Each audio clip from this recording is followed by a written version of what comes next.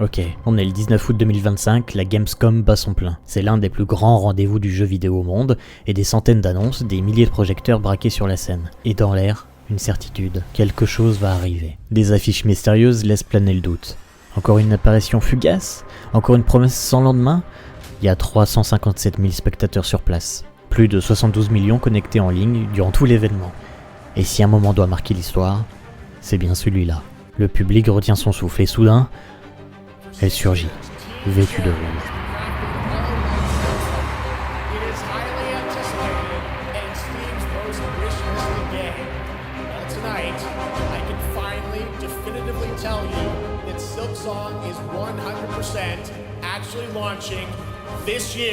Et pour la première fois, on a une date qui s'affiche, le 4 septembre 2025.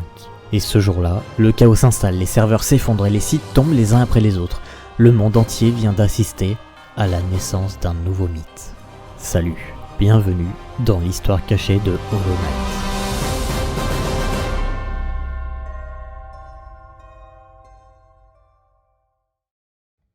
Notre voyage débute bien avant l'arrivée du célèbre petit insecte masqué, bien avant même celui de son grand frère.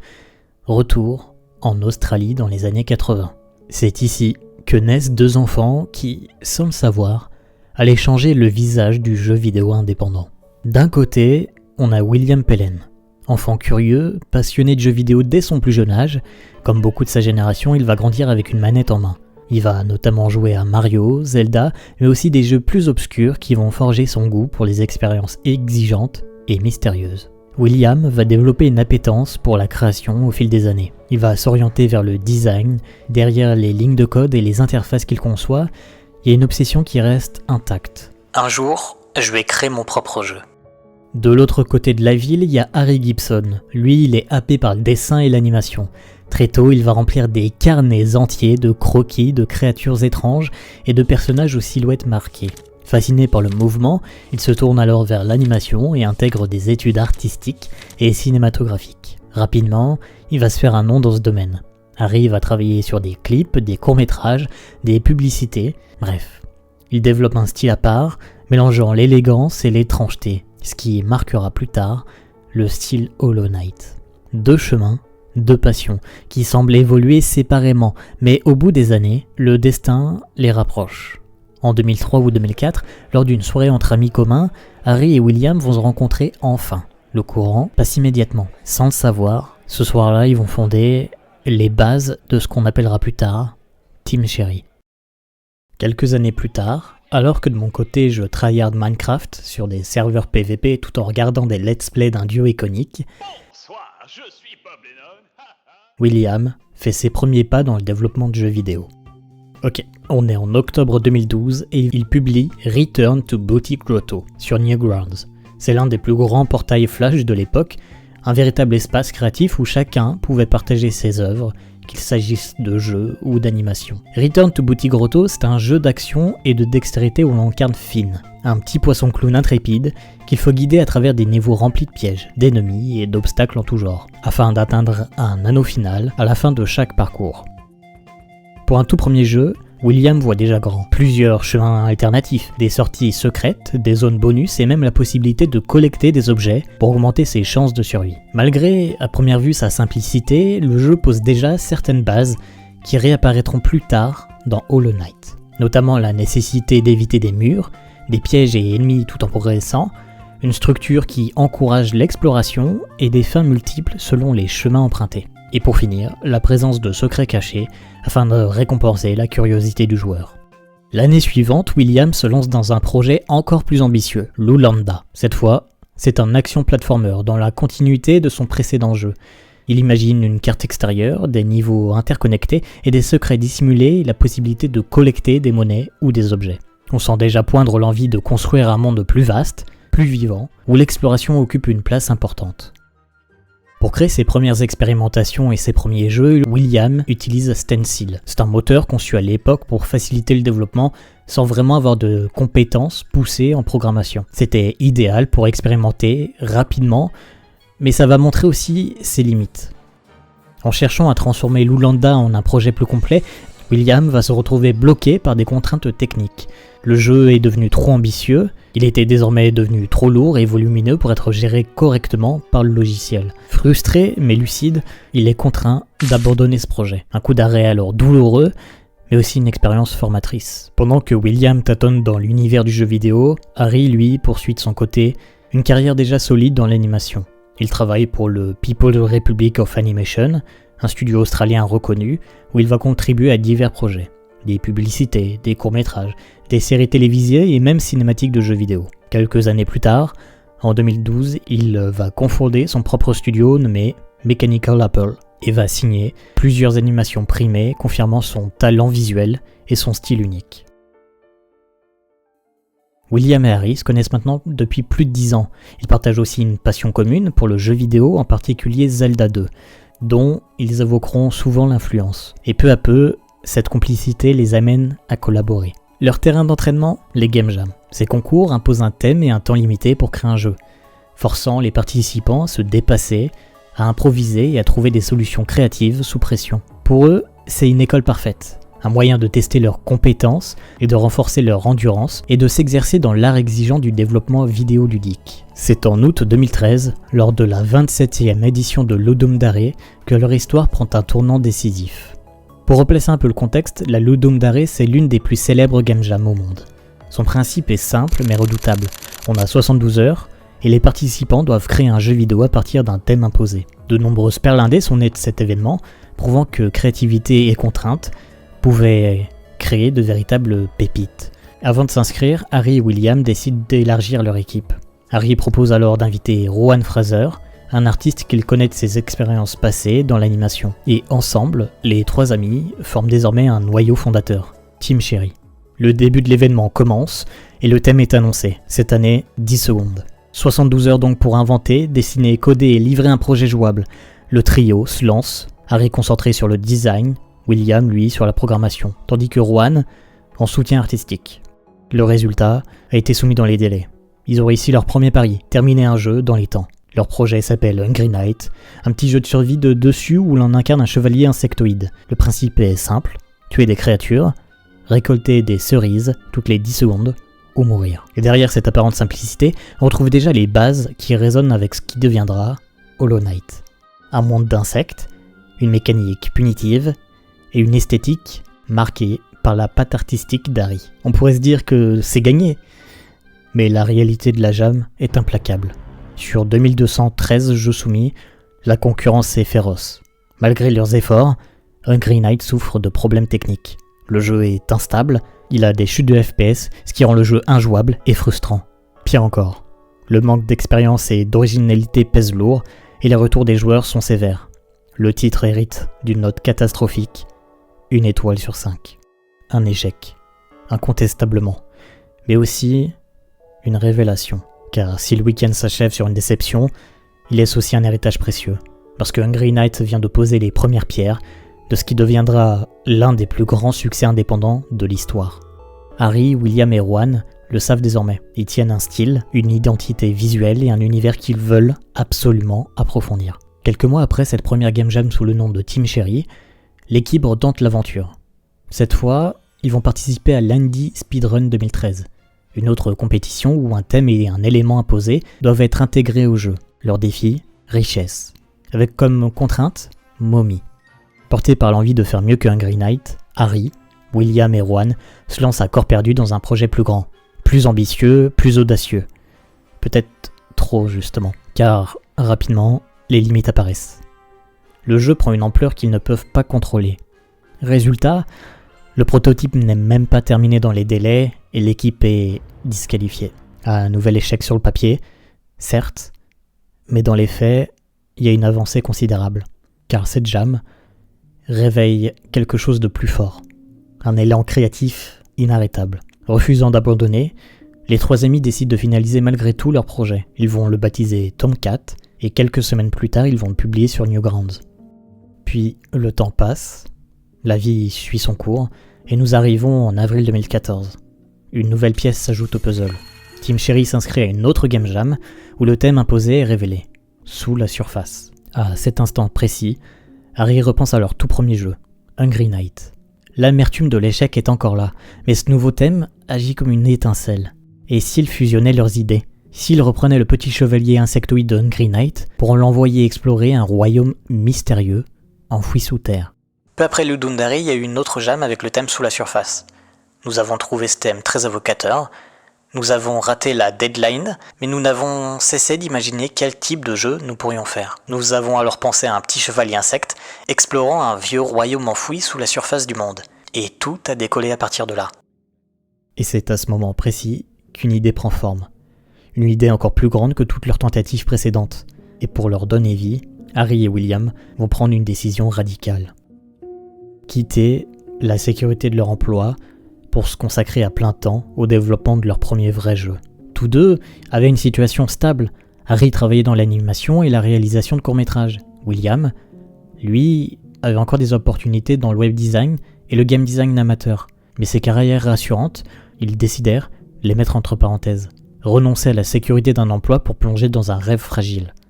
Celui de créer leur propre jeu vidéo. Un saut dans le vide, sans aucune certitude de réussite.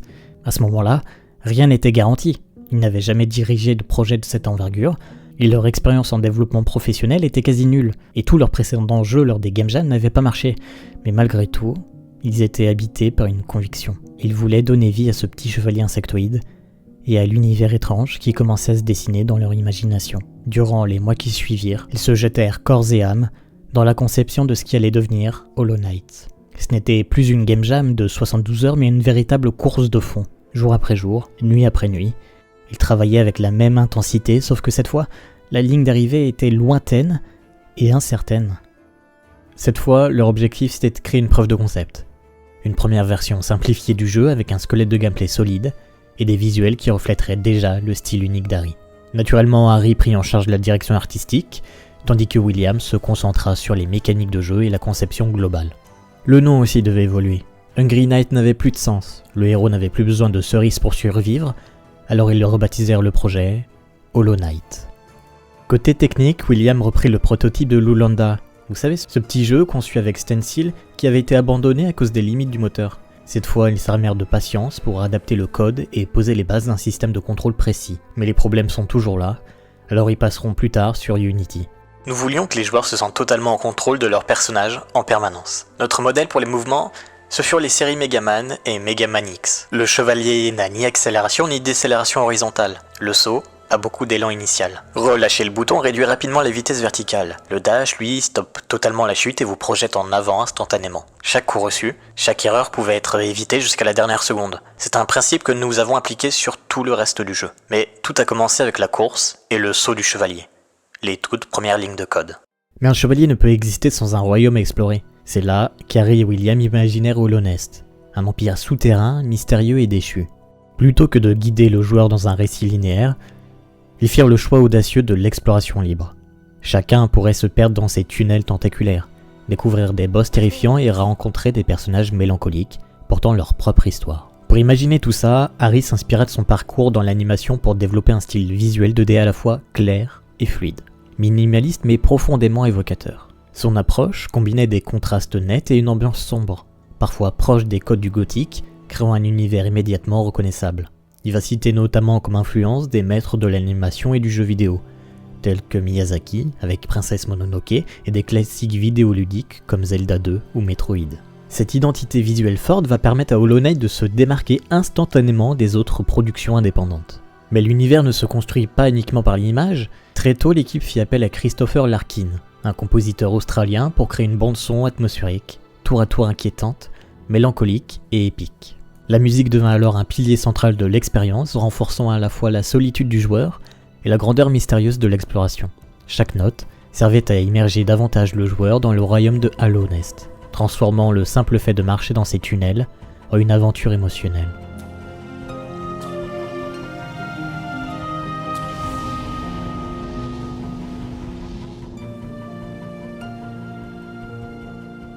Quelques mois après s'être lancé, Team Cherry disposait d'une première version solide de Hollow Knight, avec des visuels immersifs, un gameplay précis et une bande-son envoûtante. Cela leur a permis de lancer une campagne Kickstarter afin de financer le reste du développement. C'est alors qu'en novembre 2014, Ils fixèrent un objectif de 35 000 $ australiens. Mais encore une fois, le projet ne marchera pas. Absolument pas, vous connaissez la suite. Le projet attira rapidement l'attention grâce à son identité visuelle unique et son gameplay minutieux. Et parlons même pas de l'atmosphère sonore qui était captivante. En moins d'un mois, l'objectif fut atteint, et même largement dépassé, parce que l'équipe récolta plus de 57 000 $, débloquant ainsi plusieurs contenus additionnels qu'ils avaient prévus pour certains paliers de financement. Parmi eux, de nouveaux boss, des quêtes supplémentaires et un mystérieux second personnage jouable. Mais ça, nous y reviendrons plus tard. Ce succès permit à Team Cherry d'élargir ses ambitions et de sécuriser un petit matelas financier. Une sécurité bienvenue après avoir quitté leur emploi pour se consacrer entièrement à Hollow Knight. Mais au-delà de l'aspect financier, ce qui était vraiment précieux, c'est surtout la communauté qui était déjà impliquée et investie dans le projet. Une communauté de fans, passionnés, attendant avec impatience le moment de fouler les terres de Hallownest. Et le reste de la production fut intense. La petite équipe dut travailler sur chaque détail, chaque zone, chaque mécanisme, tout en conservant une vision claire du jeu. Chaque territoire de Hallownest fut conçu comme un mélange d'exploration, de narration environnementale et de défis techniques. Chaque petit détail, chaque moindre pixel a été pensé. Le jeu reprend les concepts expérimentés par William lors des précédents prototypes, mais cette fois, il va les pousser jusqu'au bout. Chaque petit élément qu'il avait pensé, il va l'améliorer de mieux en mieux. Et c'est ça qui rend le jeu à la fois difficile et si incroyable. Inspiré des Metroidvania classiques, Hollow Knight proposait un monde interconnecté. Chaque nouvelle capacité permettait de découvrir des chemins auparavant inaccessibles et d'enrichir l'expérience du joueur. Il s'est écoulé plus de 3 ans. Entre-temps, de nombreuses personnes ont rejoint le projet pour aider les deux amis à créer le jeu. Ça va faire donc plus de 3 ans qu'ils vivent sur leurs économies et avec les financements du Kickstarter. Harry avouera même lui-même que pendant toute la durée de production de Hollow Knight, il se nourrissait principalement uniquement de sandwichs triangles et quelquefois de café lorsque son père lui donnait de l'argent de poche. Côté finance donc pour Team Cherry, ça commence à être dur. Donc il est temps de sortir Hollow Knight. 3 ans de travail acharné, on se retrouve en février 2017 et dans l'ombre, presque sans moyens, Team Cherry libère enfin la bête. Hollow Knight sort enfin. Et dès les premiers jours, quelque chose se passe. La presse et les joueurs sont unanimes. La direction artistique frappe, l'exploration captive, et surtout, le rapport qualité-prix étonne. Un jeu immense, vendu pour un prix dérisoire. IGN, PC Gamer, Destructoid, tous encensent ce mélange rare de challenge exigeant et de beauté visuelle. Très vite, le surnom s'impose. Un Dark Souls en 2D, non pas seulement pour la difficulté, mais pour cette narration implicite, cette atmosphère pesante, ce monde qui semble murmurer ses secrets plutôt que de les donner. Puis vient le bouche à oreille. Les joueurs en parlent, partagent, recommandent, et à chaque fois, la communauté s'agrandit et la légende se renforce. Mais Team Cherry ne s'arrête pas là. Fidèles à leur promesse Kickstarter, ils offrent une série de contenus supplémentaires, gratuitement. Déterminés à donner plus que ce qu'on attend finalement d'eux. Avec toutes ces extensions, Hollow Knight devient colossal. Sa durée de vie varie de 40 à plus de 100 heures. De quoi s'égarer dans les profondeurs d'Hallownest des dizaines d'heures, ou d'y affronter chaque défi jusqu'à la perfection. Peu à peu, le jeu s'impose comme un modèle du Metroidvania moderne, digne héritier de Castlevania et Metroid. Derrière toutes ces louanges, ce succès commercial est tout aussi impressionnant. 1 million d'exemplaires en 2018, puis peu à peu 15 millions au fil du temps. Et tout cela, rappelons-le, c'est né d'un simple projet de Game Jam, porté par seulement 3 développeurs. Hollow Knight devient l'un des plus grands symboles de la puissance de la scène indépendante face au AAA, prouvant qu'il ne faut pas forcément de graphisme ultra réaliste ni de budget colossaux pour faire un grand jeu. Simplement, l'immersion, la créativité et fun suffisent. Mais encore une fois, dans l'ombre, Team Cherry préparait déjà la suite. Une créature encore plus mystérieuse, plus mystique, et dont les murmures résonnaient comme une légende. Une suite qui allait enflammer les passions et créer l'une des attentes les plus folles de l'histoire du jeu indépendant. Hollow Knight, Silksong. A l'origine, Silksong n'était pas censé exister. Enfin, Team Cherry avait simplement prévu un simple DLC centré sur Hornet, l'un des personnages les plus marquants de Hollow Knight. Mais très vite, le contenu grossit, s'étend et dépasse largement le cadre d'une extension. Et finalement, c'est un peu évident connaissant Team Cherry. À force de les connaître, chez eux, chaque nouveau projet devient plus ambitieux que le précédent. Alors le choix s'impose, ce sera pas une extension, mais plutôt une suite. Un nouveau jeu immense, avec plus de 150 nouveaux ennemis, de nouveaux boss, de nouveaux pièges redoutables, des zones inédites et un univers sonore et visuel toujours plus riche. Le rêve, On arrive donc le 14 février 2019, et la bombe tombe. Hollow Knight Silksong est révélé au monde entier. Le choc est alors immédiat et la hype explose. Et quelques mois plus tard seulement, en juin 2019, on assiste même lors d'un événement de Nintendo, une présentation de 20 minutes de gameplay. Les fans alors sont euphoriques. Beaucoup s'imaginent déjà que la petite sœur de Hollow Knight arrivera dès 2020, surtout avec toutes ses premières annonces, et même des fuites sur Steam. Mais en 2020, le monde entier est frappé par ce que vous connaissez déjà. Nous sommes en guerre. Et Team Cherry disparaît alors presque totalement des radars. C'est à ce moment-là que débute une nouvelle histoire, remplie de silence interminable et de rares lueurs d'espoir. Edge Magazine publie un article, une énigme cachée révélant l'existence d'un nouveau PNJ, un boss secret inspiré d'un fan atteint d'un cancer. Puis à nouveau, le vide.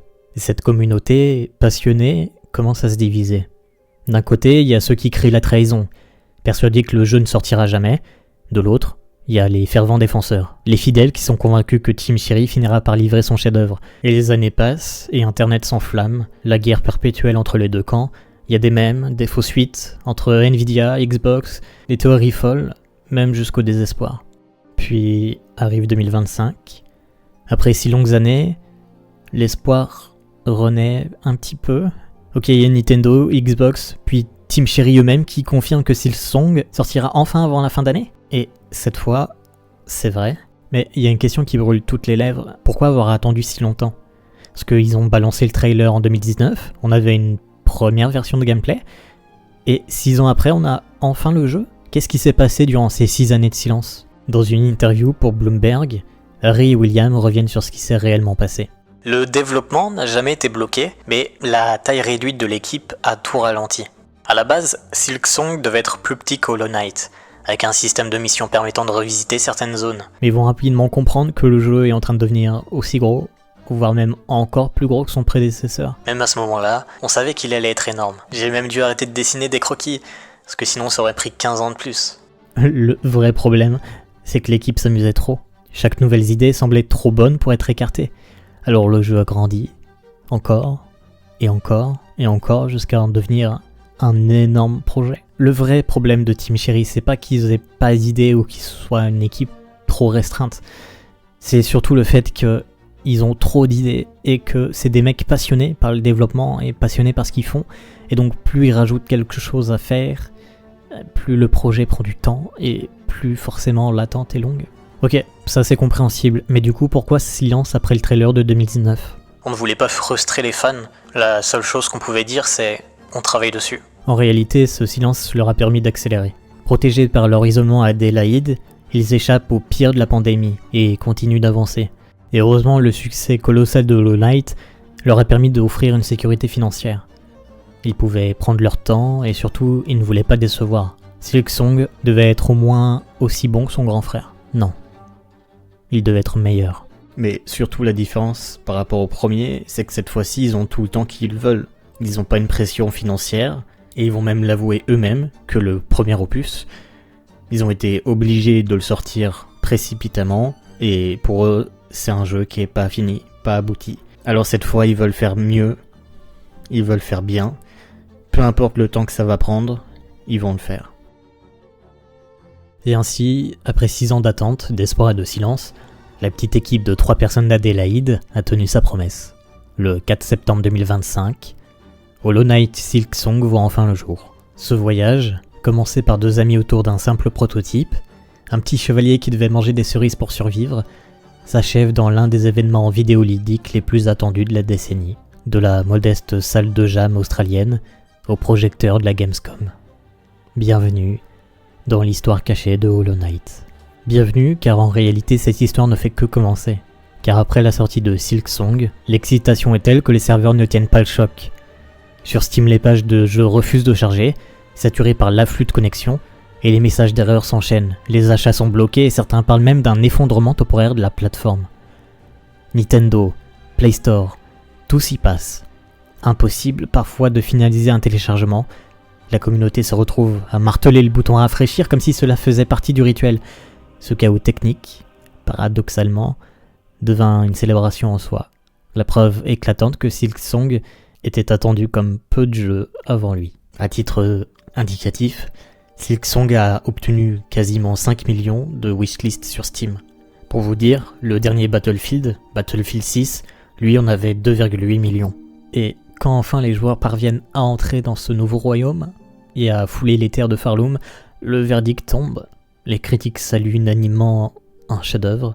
Metacritic affiche un score autour de 92 sur 100, confirmant Silksong comme l'un des meilleurs Metroidvania jamais réalisés.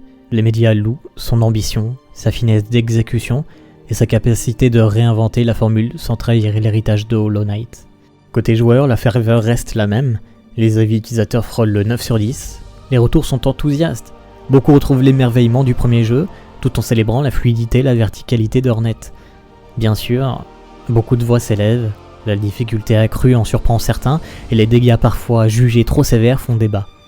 Mais loin de tenir l'image du jeu, ces critiques rappellent surtout la radicalité de Team Cherry, un studio qui n'a pas peur d'exiger le meilleur de ses joueurs. Mais les chiffres parlent d'eux-mêmes. En moins de 2 semaines, Silksong dépasse les 3,2 millions d'exemplaires vendus sur Steam. Sur Xbox Game Pass, près de 1,5 million de téléchargements. Et un détail frappe, près de 8 joueurs sur 10 ayant acheté Silksong possèdent déjà Hollow Knight, une preuve éclatante de la fidélité et un signe que l'attente interminable n'avait fait que renforcer le lien entre la communauté et ce petit studio australien. Au fond, Silksong n'est pas seulement une suite réussie, c'est un véritable phénomène. Un jeu dont la sortie a fait plier les plateformes mondiales, qui a transformé la patience de ses fans en liesse collective, et qui a confirmé qu'Hollow Knight n'était pas un coup de chance, mais bien le début d'une légende.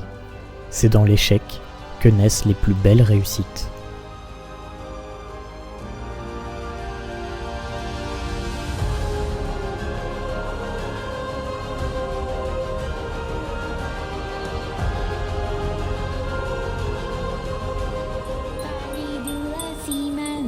Doni point Volinet, Pina sans mi maniset, d'un affant sur le